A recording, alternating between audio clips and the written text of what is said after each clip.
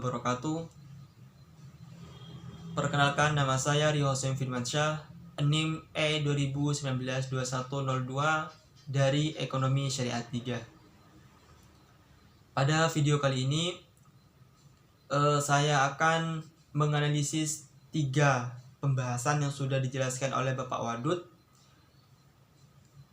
Yang pertama tentang inflasi dalam perspektif ekonomi konvensional dan Islam. Yang kedua tentang uang dan fungsinya. Yang ketiga tentang pengangguran dalam perspektif ekonomi Islam.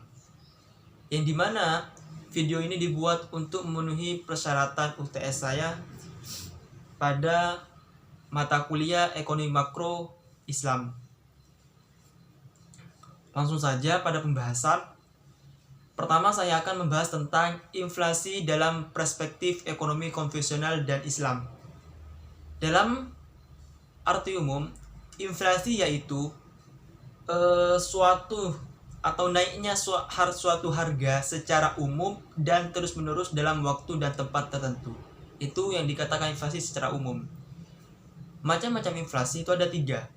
Yang pertama berdasarkan sifatnya atau laju inflasi. Yang kedua berdasarkan penyebabnya. Yang ketiga berdasarkan asalnya. Apa yang dikatakan dengan berdasarkan inflasi, berdasarkan sifatnya? Inflasi berdasarkan sifatnya itu dibagi menjadi 3. Yang pertama inflasi merayap ke bawah, yang dimana di situ 10%. Yang kedua itu inflasi menengah, yang dimana dari 10% sampai 30%. Yang ketiga itu inflasi atas, yaitu dari 31% sampai 100% atau lebih. Yang dimana ketika sudah mencapai inflasi atas ini biasanya akan terjadi resesi. Seperti itu. Sedang inflasi menurut penyebabnya itu dibagi menjadi 2. Yang pertama permintaan masyarakat semakin kuat. Yang kedua akibat penawaran. Kayak gitu. Sedangkan kalau inflasi menurut asalnya itu dibagi menjadi 2, yaitu yang pertama inflasi dari dalam negeri. Itu yang pertama. Yang kedua inflasi itu terjadi dari luar negeri. Inflasi menurut perspektif ekonomi Islam itu ada 2. Yang pertama natural inflation atau disebut dengan alamiah, yang dimana untuk secara alamiah ini itu terjadi diakibatkan karena hukum dari ekonomi tersendiri, yaitu adanya permintaan dan penawaran. Yang kedua itu inflasi akibat manusia. Dalam inflasi yang diakibatkan oleh manusia itu murni dari manusia sendiri. Salah satunya seperti terjadinya korupsi dan juga pajak yang tinggi. Tuh. Dampak inflasi tersendiri yaitu dampaknya itu bisa kepada fungsi uang, kepada tabungan, dan kepada pembayaran di muka dan fungsi unit perhitungan. Yang kedua, dampak inflasi itu melemahnya masyarakat untuk menabung. Solusi inflasi itu ada 2. Yang pertama kebijakan moneter, yang kedua kebijakan fiskal. Apa itu kebijakan moneter?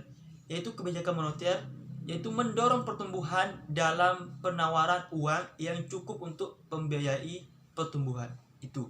Sedangkan kebijakan fiskal itu untuk menciptakan stabilitas dalam ekonomi, tingkat pertumbuhan ekonomi yang tinggi, pemerataan dan pendapatan. Kayak seperti itu. Sekarang kita langsung ke pembahasan tentang uang dan fungsinya. Uang, apa yang dimaksud dengan uang? Uang itu adalah benda yang diterima masyarakat umum sebagai alat tukar dalam kegiatan ekonomi. Jadi uang itu adalah alat untuk alat yang digunakan untuk tukar dalam kegiatan ekonomi. Jenis-jenis uang itu ada 2. Yang pertama itu ada uang kertal, yang kedua ada uang giral. Uang kertal, uang yang dimana kita bisa digunakan dalam setiap hari kita, seperti uang kertas dan uang logam seperti itu. Kalau uang giral itu uang yang kita simpan dalam bank, yang dimana suatu saat kita akan mengambil uang tersebut, kayak gitu. Sekarang uang menurut nilai dan jenis uang itu ada dua. Yang pertama ada uang penuh, yang kedua ada uang tanda. Dengan fungsi uang tersendiri itu ada tiga. Yang pertama sebagai alat tukar, yang kedua sebagai alat satuan hitung, yang ketiga sebagai alat penyimpanan nilai.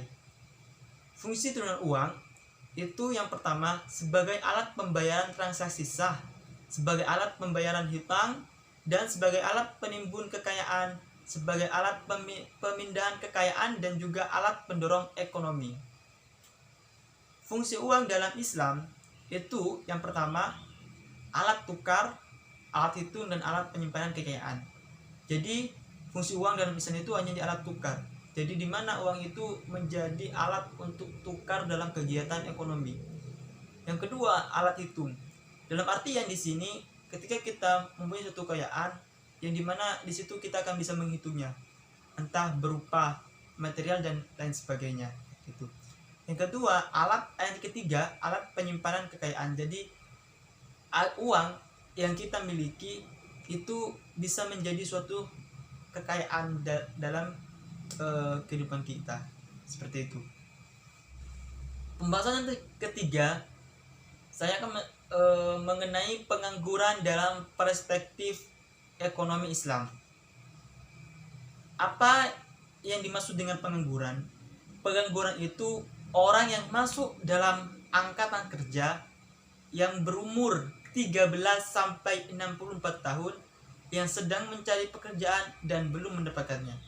Jadi pengangguran ini orang yang sudah memenuhi batas angkatan kerja. Dan di sini dalam angkatan kerja itu dari 15 sampai 64 tahun dalam sedang mencari pekerjaan dan juga belum mendapatkannya. Itu namanya pengangguran. Macam-macam pengangguran itu ada 4.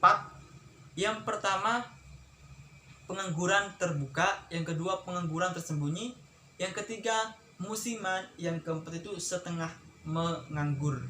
Itu. Dalam jenis pengangguran itu ada friksional atau tidak sesuai profesi. Yang kedua siktikal atau disebut dengan berhenti dari pekerjaan dikarenakan adanya suatu hal. Yang ketiga itu struktural, yaitu diakibatkan struktur. Yang keempat itu adanya teknologi. Jadi jenis pengangguran itu ada 4 yang saya jelaskan. Sekarang mengenai penyebab pengangguran. Penyebab pengangguran itu yang pertama karena tidak sebanding penawaran dengan permintaan kerja. Yang kedua turunnya pengeluaran total dan output. Yang ketiga itu perubahan teknologi. Yang keempat itu waktu yang dibutuhkan untuk mencari pekerjaan. Terus bagaimana cara kita untuk mengatasi pengangguran? Cara untuk mengatasi pengangguran yaitu gimana cara pemerintah menyelenggarakan bursa kerja atau juga menggunakan informasi lowongan kerja.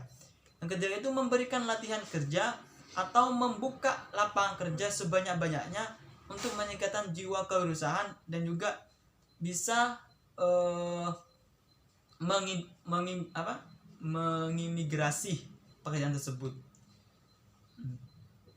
Pengangguran dalam perspektif Islam itu ada 2. Yang pertama pengangguran jabariyah atau terpaksa, yang kedua itu khairiyah atau pilihan, kayak gitu.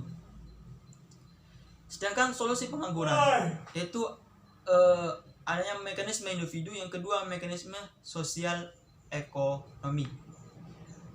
Mungkin itu yang bisa saya jelaskan mengenai 3 pembahasan tersebut. Semoga bermanfaat. Kurang lebihnya mohon maaf. Wallahul musta'an. Assalamualaikum warahmatullahi taala wabarakatuh.